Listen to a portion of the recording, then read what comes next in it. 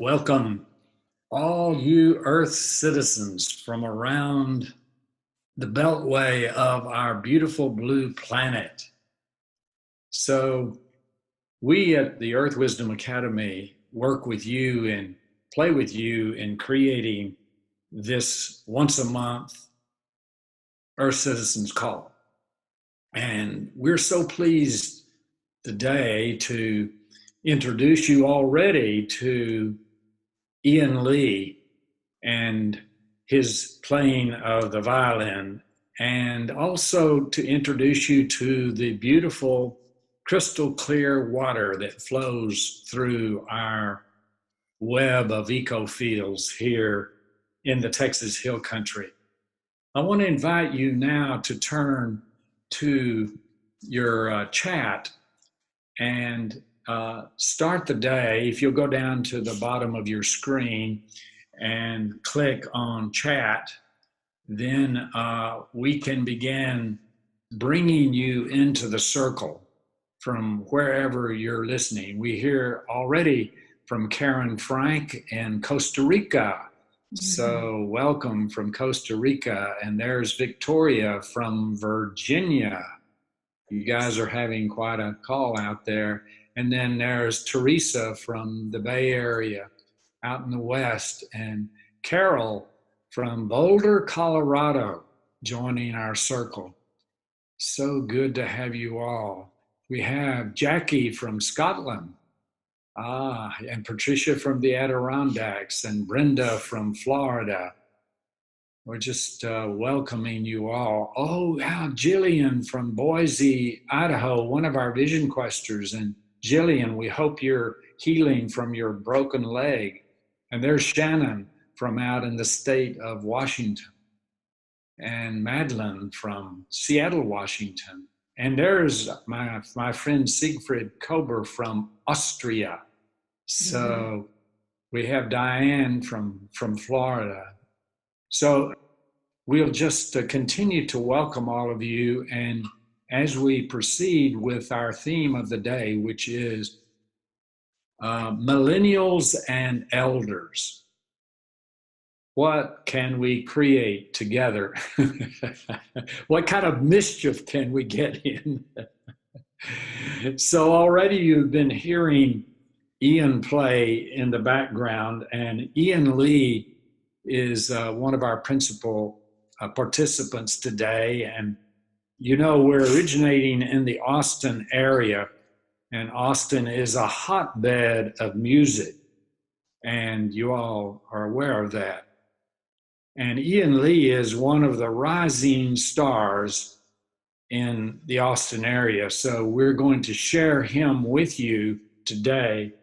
And I want to begin right now by you're getting to know him a little bit better as he and I wade out into the clear waters of a small waterfalls. So welcome to this phase of our Earth Citizen. And Ian Lee and I are walking in a descent. It's a shamanic descent, actually, as we go deeper into this beautiful landscape. It's a winter landscape, but beautiful. Winter in Texas is pretty awesome.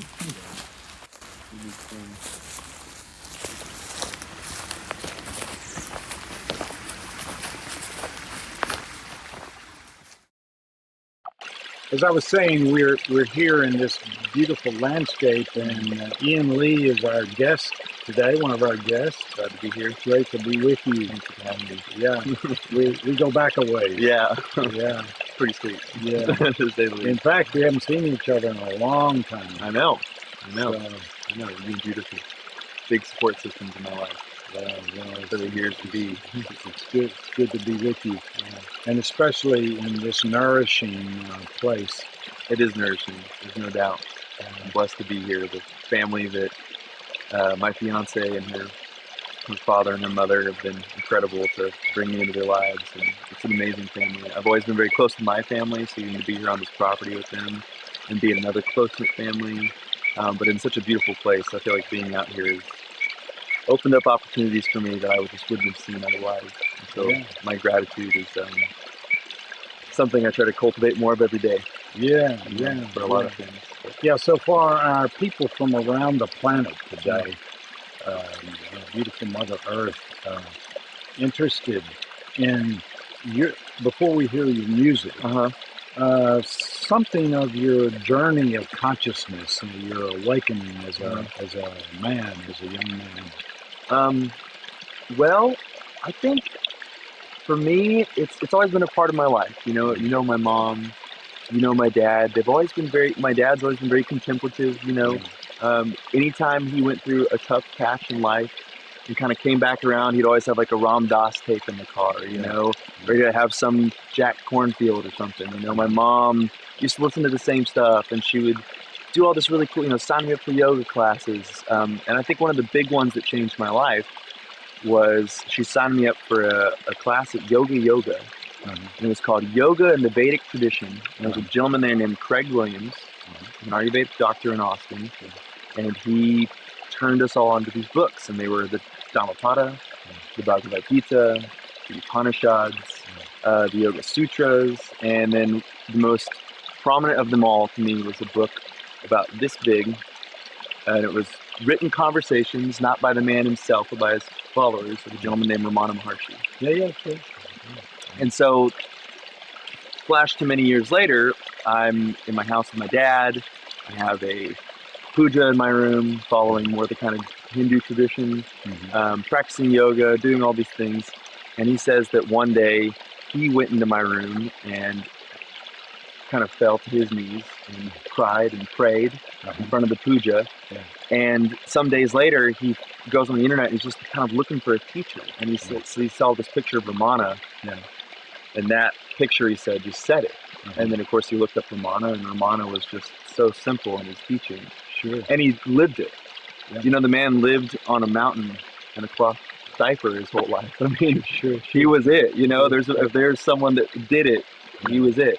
And the funny thing, though, as time went by, is that the guru that we've spent time with is a gentleman named Muji. And he's in Portugal, but Muji came from a gentleman named Papaji, and Papaji was with Ramana. So you see these things are not there. They're not coincidence. The more you look back, hindsight is an amazing thing. And I didn't know this about you. So this we're bringing in people from India and also South America and so on who are interested in this. And in a sense, you can't really understand Ramana unless you understand Arunachala, which is the mountain which gave birth to him. He called it his father. He called Arunachala as my father. I have to go be with Arunachala. He was very interested in that. One story I like about that, because we're really emphasizing to our people that we can be spiritual beings and also know we're flawed and we have our struggles and so on. And the story I love most about him really actually is he went every morning at 4 a.m. to peel potatoes with people fixing breakfast in his ashram. And one day he was in there peeling potatoes, and they got into some kind of argument. And it was so foreign to his ears, he left. And he never came back to the kitchen. That's the way it is. We run into tensions and so on.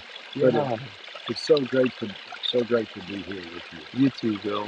I think, like you said a minute ago about keeping our humanity, I think a thing that we get caught in spirituality that I think tends to come from for lack of better words, an incorrect viewpoint from that of Christianity, because I think Christianity is very beautiful, and the teachings of Christ are very beautiful, but some of it's been misrepresented. I think we come from the space of, you're flawed, and you aren't good enough, and you have to be saved. And I think one of the things about spirituality in our journey is that my father-in-law and I, Philip, are both really interested in a gentleman named Nisargadatta Maharaj. And he is just like the cream of the crop. He said it all so perfectly. I mean, you can open up the book and it's just direct wisdom that will blow your mind away. And he's so great too, because he he never, like, if you came to him, I think more than 12 times, he was like, get out of my apartment, man. He was just like, you know enough. You just have to go do the work. You know, like, I've given you everything you've asked for at this point. You just won't take it. And but you know, he was such a great example of that. You know, he would say, look, I'm still human. You know, yes, we are the infinite, but we're here in a body. And so your body's going to have habits, and your mind is going to have thoughts, and you're going to perceive color. And you think just because you get enlightened that suddenly, like, you don't have to go wash your clothes, you know? What is that old statement? It says, before enlightenment, chop wood, carry water. After enlightenment, chop wood, carry water. Just a different being doing those actions, right? There's a different presence. Instead of it's me chopping wood and carrying water, it's just happening. Something larger. Yeah. It's the universal presence, just like a star being born and dying. Your movement of chopping wood and carrying water is no different, right? I mean, that's what I think is so, like you said, we're in tune with this earth. This isn't, this water here, there may appear to be space between me and the water, but it's the same thing. Yeah. Right? There may appear to be space between us, but we're the same thing. Right, and that really gets at our theme today. We're talking about millennials and elders, and what can we create together? Right. And in fact, that's what we're doing at this moment. Absolutely. We're feeling the intimacy of our being with each other, and in some ways, our personalities loosen up, and we can merge for a moment and become one in the experience of the moment. Yes. Okay, so a part of what I think is happening, I just want to say to all of our people from around the beautiful blue planet that we have here, that we're hoping that we can convey out of our conversation and out of our being together that there's really hope in the connection particularly between millennials and elders. And during these dark times, it's good, especially in the northern part of North America, where you've been really captured by a polar vortex. It's good to think about sun. It's good to think about sun when we think about the political and cultural upheaval and the climate change. So we're going to hear now from the sunny side of the street. The song is just a really old jazz tune, an old swing tune called Sunny Side of the Street.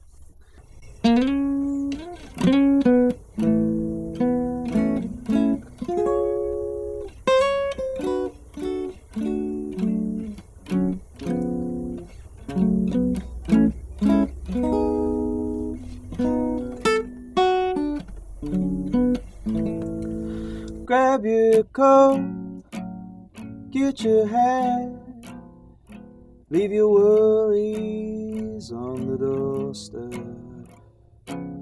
Just direct your feet to the sunny side of the streets. Can you hear bitter back and that happy tune? It is your step. Life can be so sweet on the sunny side of the street. I used to walk in the shade with my blues on parade. Now I'm not afraid. I was a rover, I crossed over. If I never ever had a cent, I'd be as rich as old Rockefeller. Gold dust at my feet on the sunny side of the street.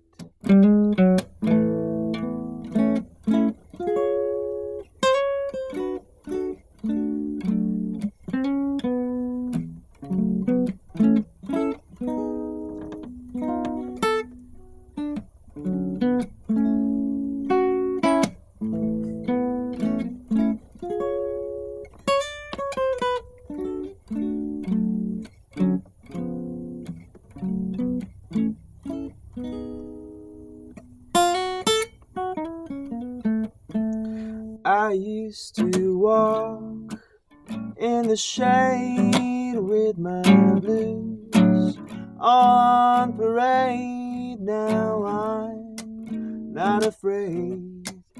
I was a rover, but I crossed over. If I never had 1 cent, I'd be as rich as old Rockefeller.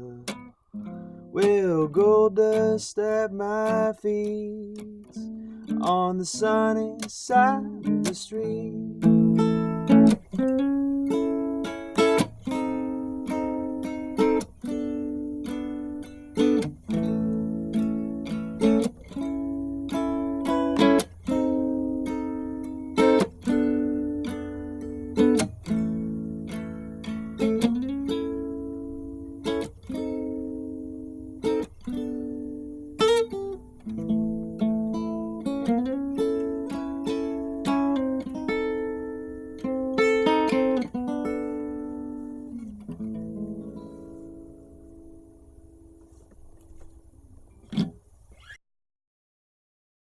Yeah, so you begin to see uh, why Ian Lee is such an up and coming star in the Austin music scene and around the country, really. I want to invite you on your chat to think about, where's there some sunshine? Where's there some light coming into your life? A lot of darkness, but where's there some light shining through? And I'm really interested if you can share, and several of you are talking about how beautiful the song is. So let's plunge a little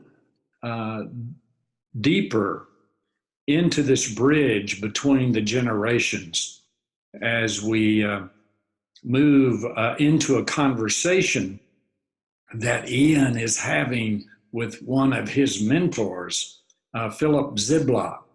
Philip is a physician and quite knowledgeable in so many different areas, and so you're going to really see the two generations in action with each other as they build bridges as we move to that conversation. Now we start the journey up. We've descended down, and now we make the ascent.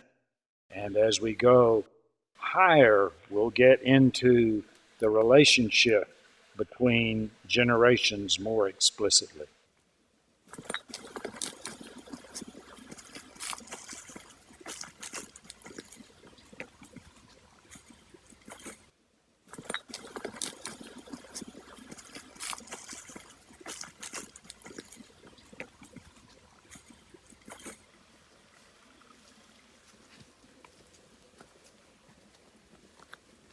So we were just talking about how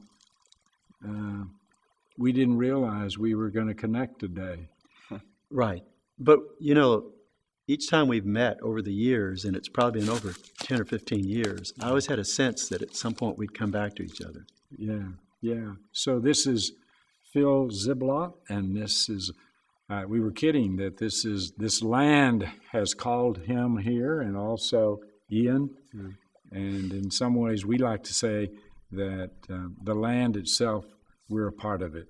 And it doesn't own us. I mean, we don't own it, it owns us. So we're a part of that. So this is an important part of our day together. You guys have a relationship, and I'd like to hear you just talk about it because you come from the millennials and you come from the elders. And so what's it like to create things together, and what are you creating? I was going to introduce you to how I met Ian. Yeah, that's actually a good one. I actually met Ian a very long time ago when he was around 6 years old. And he came into my office, to my medical office, for an ear problem. Ear infections. But I remembered him on that day. He stood out because he was not interested in having Western medicine or antibiotics for his ear problem. He was seeking to understand what he could do to balance himself. And so, of course, I noticed that because that was the heart of my whole practice. 20 years later, he appears on my doorstep dating my daughter, and I recognized him immediately and was very delighted to see him back. What I didn't understand at the time was something else that the two of us were doing in parallel. I really had gone much deeper into the world of sound and music and being quiet so that I could finally hear things. So to have a musician come to practice and to play and to bring all his songs with him was a great delight. Yeah. And so that's how you got started. An earache brought you together, and a daughter later on. And song and sound. Music. And music really is, I think, the heart of our relationship because I am a musician of voice, and I, for a very long time, chanted Gregorian chant, but when that liturgy was given up in the Catholic Church, I began to do Sanskrit chanting in the 70s, almost 50 years ago. And so I see a lot of similarities in our ability to hear things. From listening to syllables and rhythms in Sanskrit to listening to some of these old tunes, there's a great similarity in terms of these are mantric sounds. They take you to the knowledge that's known without you having to need language or interpretation. Yeah, good. So what's it been like for you, Ian, to be with Philip and create something? You guys have been creating we're building a new structure on the land, and that was, Kash and I were going to move out here anyways, and Philip was putting this little building together, and I've wanted to learn carpentry for a while, but I didn't know where to go for that, because it's a skill that I can come with a lot of unbalanced male energy, I think. And Philip has been an unbelievable teacher in that way. And a gentleman named Mark who also helped us build that house over there, that little shack over there. And both of them are just so grounded and so balanced in their respect of the masculine and the feminine and the respect for the earth. I mean, anytime we could not cut a plant this big down in order for that building to go up, Philip made sure it was not cut down. Anytime. Whereas so many of us would just go, just get it out of the damn way. We're done with that thing. We don't need it. Philip would say, no. We've got to preserve what we can. And I have a vast appreciation because that requires a lot of conscious effort constantly. And I appreciate that from Philip, that he has this constant effort about all these little details. And I don't know if he works hard at that or if that's just part of his nature, but I've learned a lot from it, and I'm not great at it, but I hope to get better at it. And it's been great to learn how to build something, but to do it with somebody that I love and respect, to do it with this land. And it seems like a little construction project, but it's so much more. It's an experience. Philip and I will have that. We have all this stuff that we get to, when we're drinking the beer at the end of the night. That's a connection that you get to share when you do these things together. When you participate with somebody in real life, that's something that you get to share. It's a beautiful thing. The gentleman that helped us build that place, Mark, I studied carpentry with him for about 9 months. He and I became extremely close friends after that. He's the brewer. He's a great. He brews the most incredible beer, and he is a host sweat lodges. He's an incredible human being, but I've learned a lot being out here on this property. Do you two sing together? Or? We've been talking about it. But so far we have not. Nothing yet. We've been working on the joke of the duet. Right. To present at some appropriate to my fiance, event. which she will probably cringe at a little bit. But that's even better reason to do it. We wait to the most embarrassing possible moment to debut it, right. For sure. Maybe a birthday. But it's going to happen. Right, one day. Well, what I love is the the connection, the energy you have, the easy energy you have with each other. So that's a model for us in between the generations. There was a period of time for me when I was about 7 years old that we moved into a big house in Dallas with my grandmother. And for 6 years, there were 3 generations of our family living there together. Mm-hmm. The neighborhood kids thought it was weird that grandparents and parents and grandkids all lived together in this big house. Yeah. But for us, for the kids, it was the best of times. Mm. I thought when I bought this land, that the highest thing that could happen for me would be that there's enough space here for family to come and live here together. And so Ian's coming to some extent has helped fulfill that thought for me because my youngest daughter stayed. They all leave. Yes. But I really want that connectedness of family, and it's a rare thing anymore. But I have it in him being here, and we have a daughter and a son-in-law living with us. My other thought is there's so much that I wanted to do. There's so much that I wanted to complete and even just clean up. And I'm not going to be able to get it all done. My energy is already beginning to fade, especially when it's super hot around here. And I realize in some cases I'm going to just be able to lay out my ideas and then step back and let the next generation come in and build upon the foundation that I've created and hopefully complete and finish the cleanup. Because it takes a long time to build sustainably. And you talk yourself into keeping a lot of things that you're not going to be able to use or going to deteriorate past the point of being usable. You tend to hold on to all the architectural pieces that you might incorporate into the finished thing, and then some of it never happens. Some of it needs to be recycled or given away. So in some ways, even in this moment, you're offering the torch to the next generation. Gladly.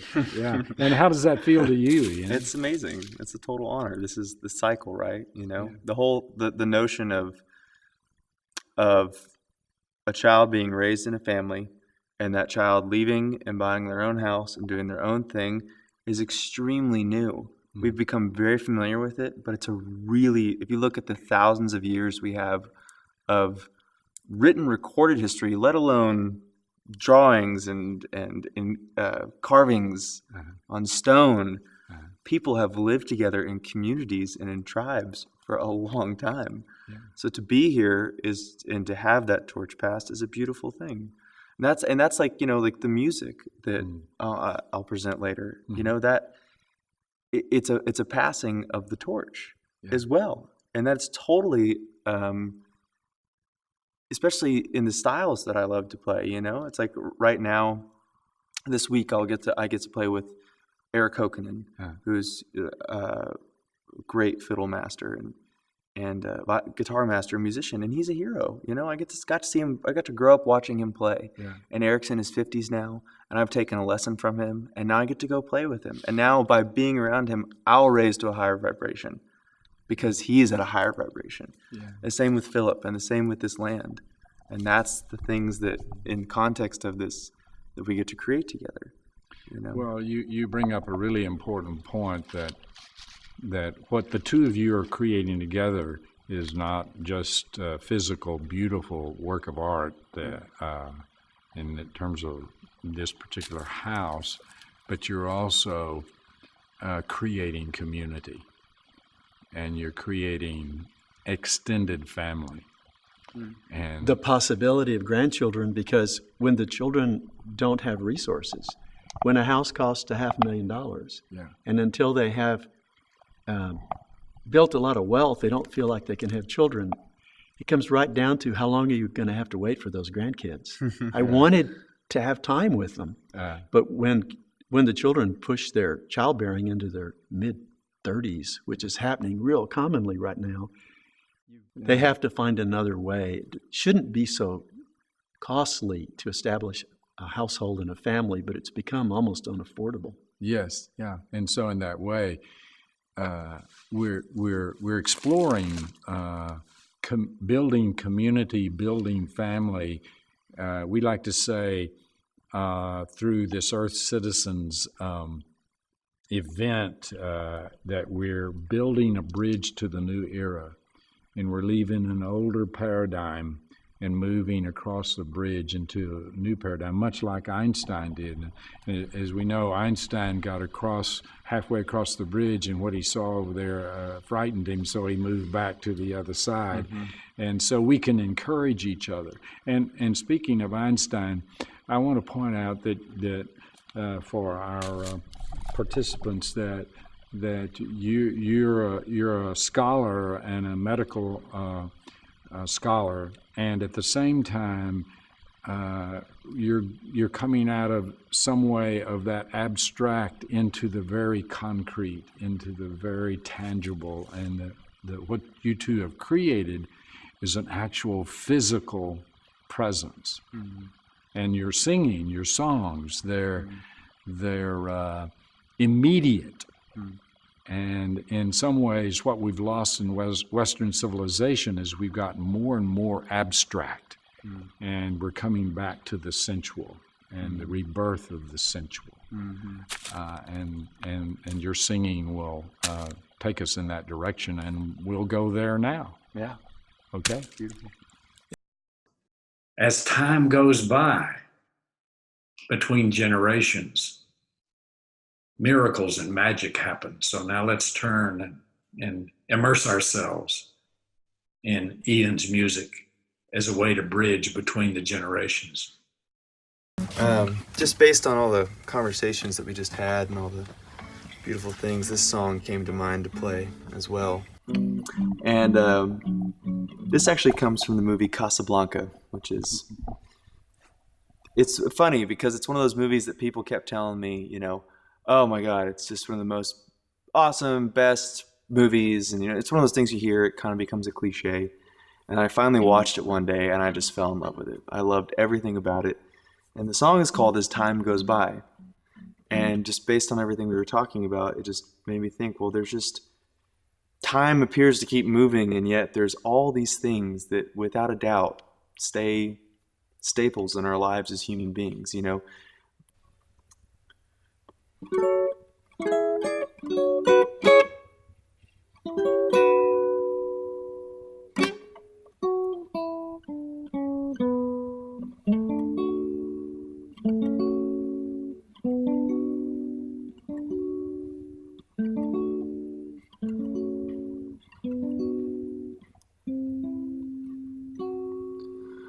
You must remember this. A kiss is still a kiss. A sigh is just a sigh. The fundamental things apply as time goes by.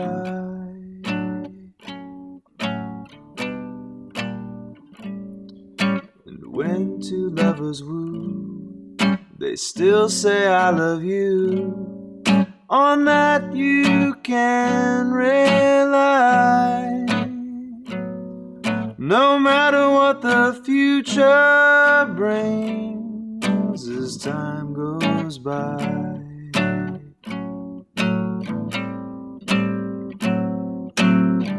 Moonlight and love songs, never out of date. Hearts full of passion, jealousy, and hate. Woman needs man, and man must have his mate. Oh, that no one can deny. It's still the same old story, a fight for love and glory, a tale of do or die. The world will always welcome lovers as time goes by.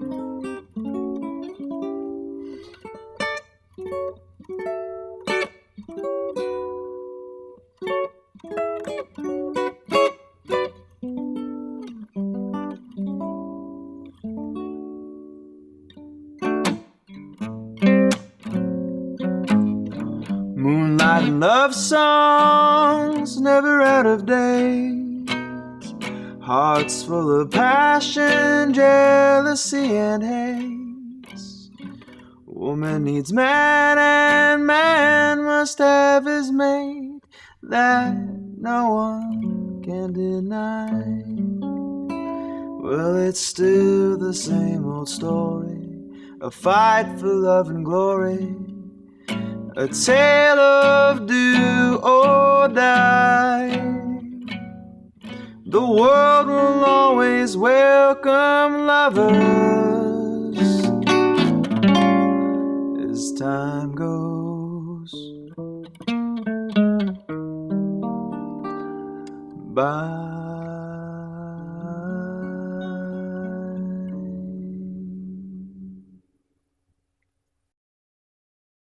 I was putting on the chat that maybe you noticed when you were looking at Ian and Philip that there was a certain kind of light shining through.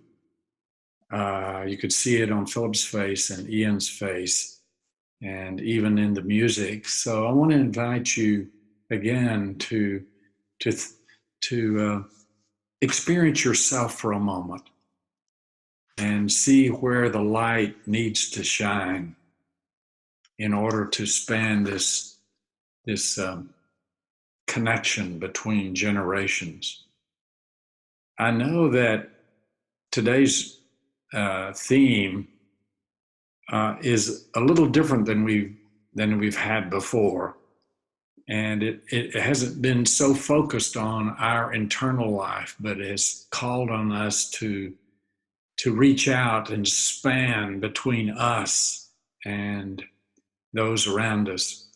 So some of you out there may have friends or grandchildren or children or acquaintances that inspire you. So I invite you to share anything on the chat about that.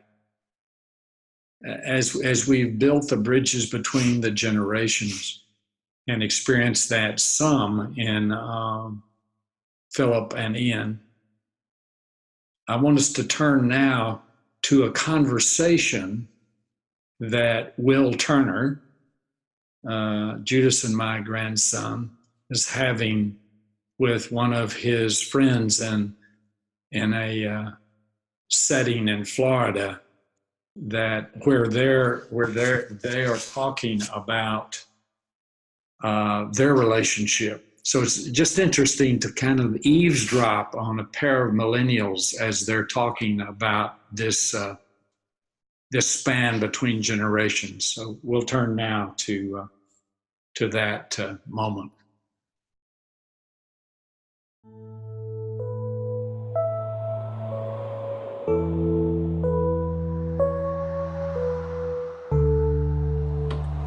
Hello, thank you for listening. I'm Taylor Shrum with Podcast Central in sunny Gainesville, Florida, and I'm here joined by Will Turner. Will, how are you doing today? Doing very well, Taylor. Thank you for having me. Awesome. And today we're going to dance around the topic of intergenerational values and how those are transmitted over time and space. We'll start off with Will. How are you doing today? Doing very well. Thank you for having me in this cool new studio of creativity. Definitely. Feeling good. Yeah. So what comes to your mind when you hear the word elder?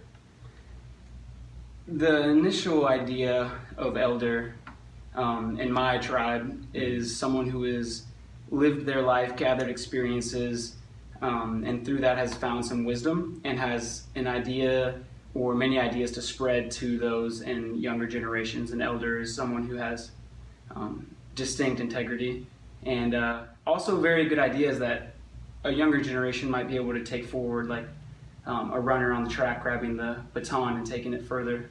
And so yeah, that's kind of my idea of an elder, someone to lead the way. Yeah, definitely.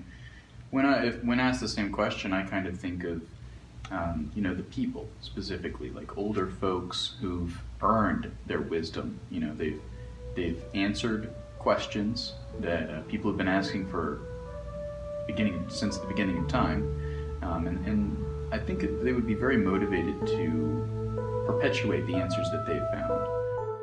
with the Earth tribe gathered for the white buffalo calf, white buffalo mother, for this great brown buffalo. And in many ways we're seeing the many-colored buffalo manifested here in our midst to help us humans usher in a new era, one where we are nourished by and are one with the white buffalo. I hope. I was wondering about your podcast and kind of what, maybe if you could shed a little light on what y'all do here and what your kind of mission is. Yeah, so I'll quickly run through them. I've been working with Kathy Porter, who's a small business consultant for the university, and she comes in and she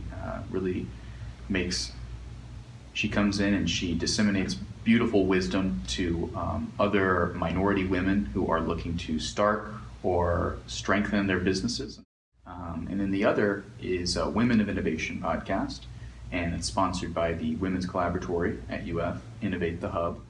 What do the women bring to the table that, to the creativity that you see that is really helping to push forward? Yeah, so I've been observing these women, and I've listened intently to each of the interviews because I've edited them all. And basically the takeaway for me is that these women are a lot more willing to, basically what I've taken away is that these women are very emotionally intelligent. Right. So that when they're navigating a business decision, they're looking at things from different dimensions. They're also much more interested in things like sustainability. And that's really inspiring. And so this podcast really tries to identify women that have done that and have done that successfully, and interview them and see, their emotional fortitude, what initially inspired them, and what they're doing on a weekly and daily basis to continue to invigorate themselves and inspire themselves to keep going forward. Very cool, very cool.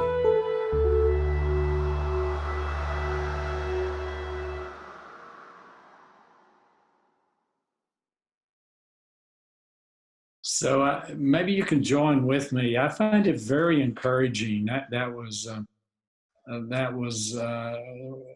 an example of two young men reflecting on their interaction with the divine feminine through some of the women in their lives, and some of them elder women, some of them women their age, as we'll see in a moment. But I find that really inspiring that these two young men in their 20s have such a grasp of how important the feminine principle, the feminine energy is as we build the bridge, not only between generations, but between the genders, and together move toward sustainability. And very important that Taylor was able to grasp through his work with women, business women, how interested they are in this sustainability that we're so completely devoted to as Earth citizens. So now we've moved from beautiful interaction between Ian and Philip to two young men and their relationship, Will Turner and Taylor Schrum. And now let's peekaboo in on a conversation between a beautiful young woman, Ashley Breen, and Will Turner, as they grapple with the theme of the bridge between millennials and elders. Let's see what they have to say to each other. So today we can talk about a few things, but to begin, I just was wondering, you were at one of the previous sweat lodges here in Wimberley, and I was kind of wondering what your experience was at the last Earth Tribe sweat lodge and kind of what you gathered from that. Ooh, okay, good question. The last sweat lodge was very earth grounding. I think for the times that are coming and for 2019, it was just the perfect way to finish the year, especially with that kind of awareness, energy, grounding, and community, kind of releasing a lot of energetic and emotional and physical baggage that we carry. So for Right. me personally, it was truly a remarkable experience to kind of shed a few things and to really kind of remove some of the blockages and unclarity that comes up as we navigate life, and to being able to like step into with the spirits and being able to really get into the earth and step anew into the day and into the new year.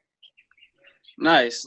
Well, Yeah. also at these gatherings, there seems to be, since the topic is sort of elders and intergenerational communication and connection, along with your internal experience, what was it like having a gathering with the presence of the wisdom and also just the personalities of the elders around? I saw that you kind of connected with a few of them. What was it like to be in that aura, having a lot of elders around and kind of having communication with people who aren't necessarily from our generation, but who share that journey towards a consciousness path in a way? Absolutely. I would say it was an honor. It's an honor to be around knowledge and wisdom and care and perception that is beyond my own limitation versus everyone else's as well. And all of that energy coming together to respect and hold space for each other as well as themselves, and to be vulnerable is amazing, especially with everyone's different personalities and perspectives and healing modalities. I think it's important, and just to step onto the land and let alone be in that community of people with the education and knowledge and the power that they hold, it's just enchanting to say the least. And through the conversations and just even eye gazes, there's a lot of power in that. So any opportunity to step into the sweat lodge and to be within a hug or a glance of these beautiful people from all walks of life and around the world, it's truly an honor, especially from all different age groups, from our age into our elders. It's vital, it's important, it's essential. And so it fuels a part of my spirit that I think we need, especially for myself. I can't speak for everyone because everyone's awareness is different, but I think that being in that energy and being surrounded by those people and our community of Earth Tribe it's essential. It's powerful. It's amazing. I always learn so much every time I go. I get to learn, I get to heal, I get to be free, I get to learn a part of myself, I get to learn about a part of others within myself. It's amazing the reflection that can come up within that. Yeah, I was very glad to share that time with you and your brother as well.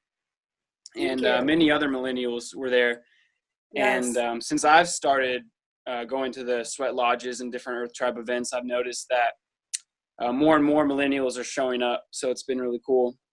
Yeah, absolutely. Kind of stemming from that, I was wondering, do you have anyone in your life who is as a mentor, or anyone who kind of sticks out in your life as an elder? It could be anyone really who's kind of influenced your creative path or your journey, like, because you seem very open and very aware. So I was just wondering if maybe there's someone who has influenced you to kind of take this on and seek an internal peace in a way. To be honest with you, I've just been blessed with a few mentors through work and school that kind of showed me the way. But I would say my great-grandfather, he is a extreme root in our family, and it's listening to him talk and his stubbornness and his quirkiness and all that he offers and shares with me when I'm in his presence. It just really allowed me to see that where I get part of my aspects of my life from, but also the importance of our voice and our journey and where we've been in our struggles, and even from his perspective on how our family has formed versus mine and being the youngest in the family, well, almost the youngest in the family, but his drive and his work ethic and his roots to God, just God in general, and how he's so passionate and pure and driven to make a difference in the most mundane, smallest tasks, but does it full-heartedly. And I think through that, it was able to see that I was missing something in my life at a young age, and that their voices are important, and I have a lot to learn, and that I may not listen now or 5 years from now, but eventually I started understanding that the importance of my family, let alone the voices of my elders, those who came before me, and those who are with me, and those who have passed, and that will be with me, that his voice is so important. It's amazing. Yeah, I think my great grandfather, who's still here with us. Yeah. May I ask what his name was? His name is Joe Gonzalez. All right. Well, here's to Joe and to all the elders out there who are helping us along the way. Yeah, what a privilege it is to listen in and to know that Ashley is so influenced by her great-grandfather, Joe Gonzalez. And it just reminds me of, we're not only spanning between generations here, we're spanning between the genders, but we're also multicultural.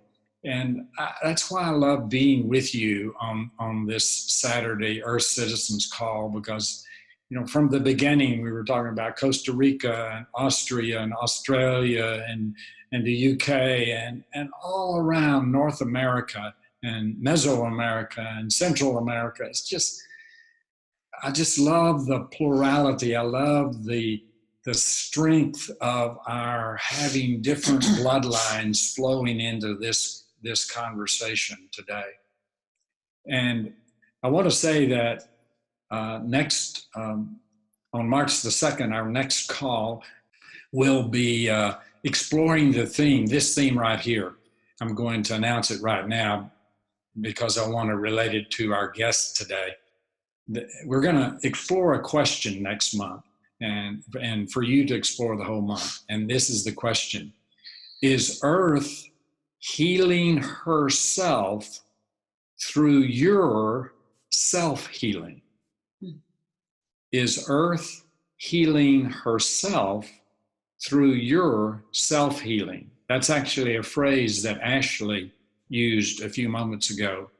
And next month, we're going to have a brief conversation with Ashley again.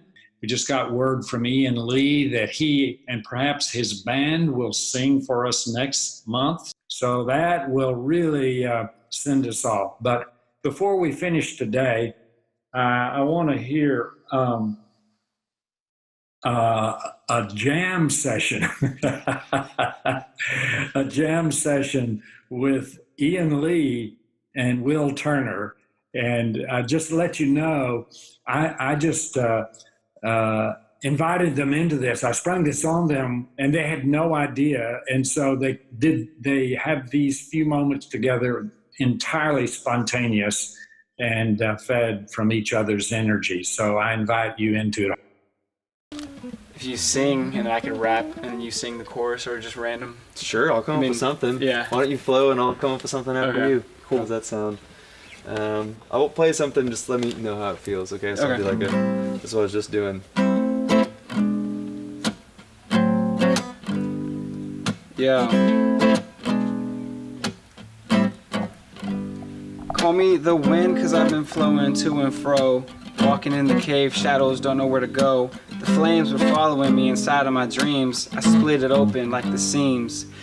And everyone who told me to keep walking with the woman, I didn't see her leave me in the past, so I kept grooving. And every time the world spins around the sun, I get 1 year older and I'm still moving. I don't know what to do with the life that I live, but I know I want to be small and big. 'Cause I need to reach in and I need to reach out, but I don't know where I want to live. I got life, I got strife and stride. I got stripes, I got stars on the side. I got a flag burning from Vietnam wars. I got things I'm looking at I don't want to ignore. I got other ways to talk from my mind, but I'd rather reach deep inside of my heart. So I don't know exactly what I'm saying, but it's still coming from my soul. What am I to do? Hanging on to me and you, baby. Well, what am I to do? Hanging on me and you. Hanging on me and you, or me plus you. 1 plus 1, I wish it equal 2, but 1 minus 1 might also equal 0. But I saw my evil villain turn into my hero. But that's my other self, we all have good and the bad. I'm staring at the front of the line looking back. I waited my turn to rap, but then they said my rhymes were whack, so I stepped back and I got a little better. I see the rain falling and I need to storm the weather. He's playing the guitar and I'm rapping about whatever. I'm rapping about the weather, I'm rapping about the leather. Hot shoes that sank in the mud. We were walking across the creek, looking above. I saw the birds flying and I started to see myself replying with my rhyming. One day at a time. Never you mind, just take it one day at a time. Never you mind.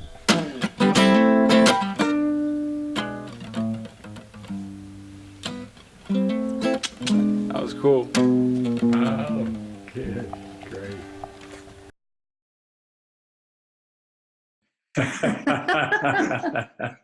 So wow, I just love basking in creativity, don't you?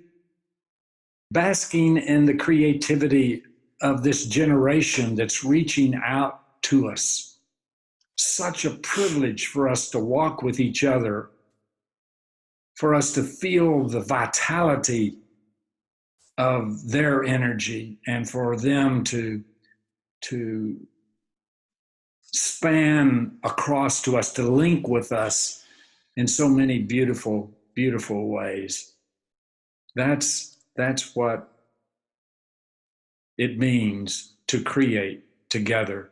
Let me tell you, Ian and Will Turner and Dan and Philip and especially Ashley, yeah, we have just been on a high all week long, running on the energy of creativity. It's the creativity that is our essence. It's the creativity that we have with each other. And right now, it's the creativity I have with you as you join us on the chat.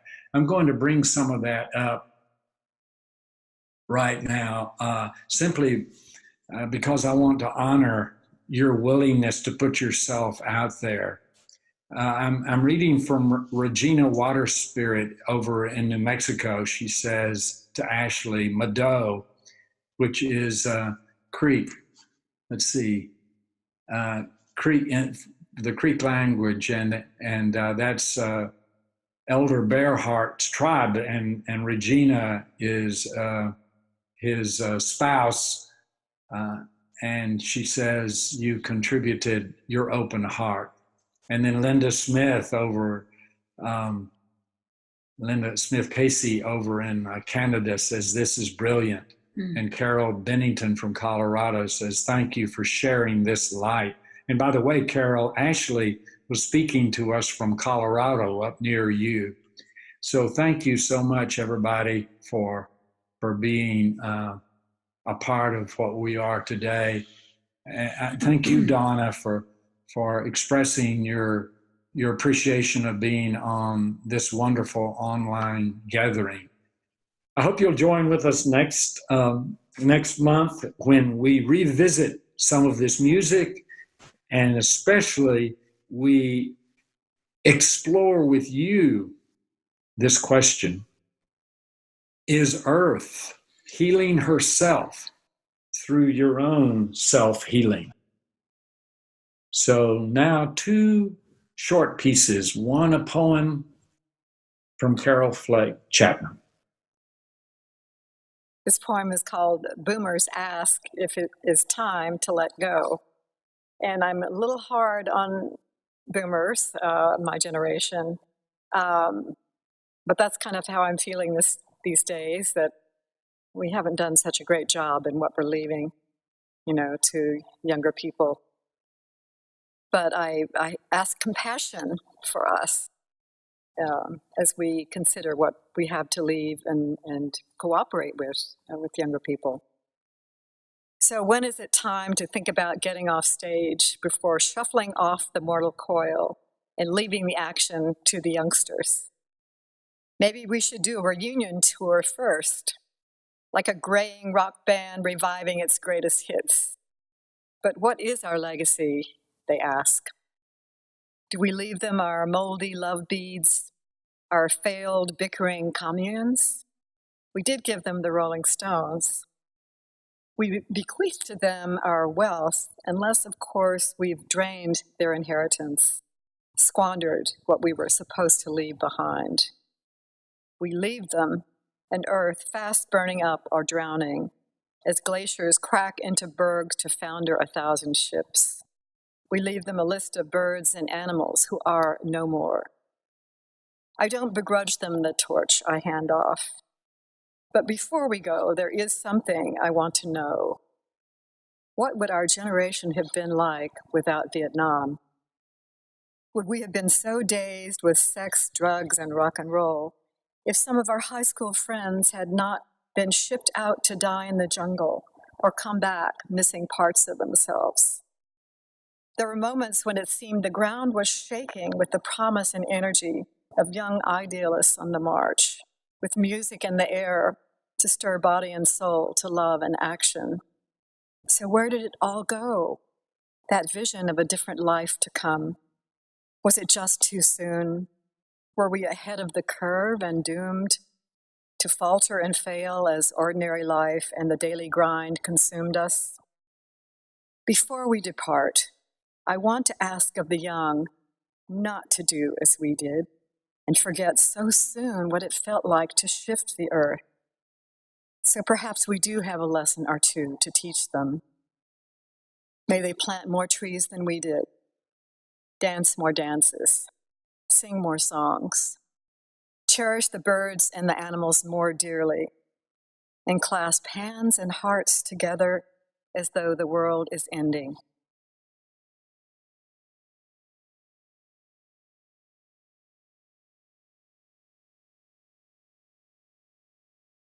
So now I invite my beloved partner, Judith, to sing about the tie that binds our generation, that binds our genders, and that binds us all together across beautiful planet Mother Earth.